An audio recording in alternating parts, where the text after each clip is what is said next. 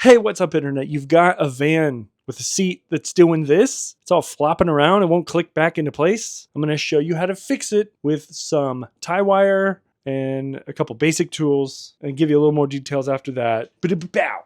Okay, this is the second time it's happened to my van. The other seat a while ago, it happened to. Now this, I think when you're pulling on one of the shoulder lever, when the seat is flat, you're putting this cable under crazy tension and boom. But I'm not sure that that's what's happening. That's just my guess. At your local Lowe's or Home Depot, you can get tie wire, or other places. It's just essentially just steel, and it's used to tie rebar together before you pour concrete. But you can also use it for a lot of other things. It's inexpensive. It's like $5 to $10 for a spool of it. It's kind of dirty because it's just carbon steel, but it is equal or more in tensile strength to this piece of plastic that holds the cable housing together. If you got the back of the seat off, you can start working on it that way. I would recommend getting the seat out of the van. I didn't for this fix of this seat, though it went a little faster this time around. I think having the extra room would have been nice, but it might be a pain in the butt to get out of your car because it's all floppy.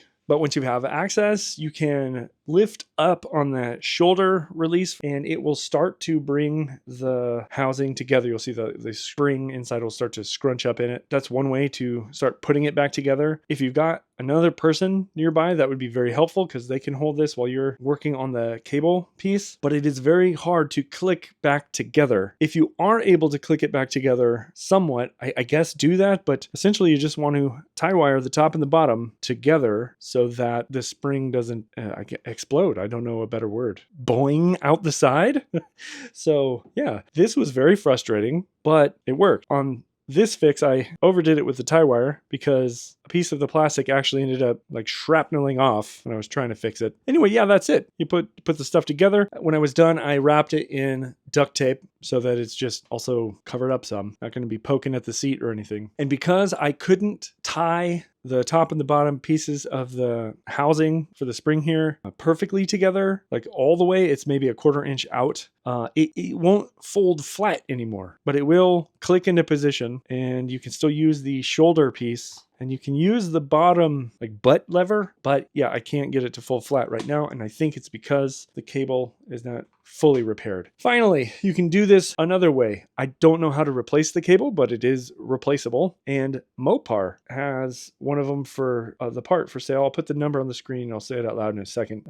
It's like $30. And then you could go to Rock Auto. I like to get my parts from there sometimes. And they have one for $44. Their shipping's pretty quick, usually. And then eBay, the parts are all over the place, but I don't like it. It needs to be beefed up or something. Part number 68324912AC, latch release cable. Again, that number is 68,324,912 AC. Finally, you can see the seat in operation here after this repair, and there's going to be affiliate links or non-affiliate links in the description and pinned comment. Or pinned comment? Yeah. I hope that helped. See you later, internet.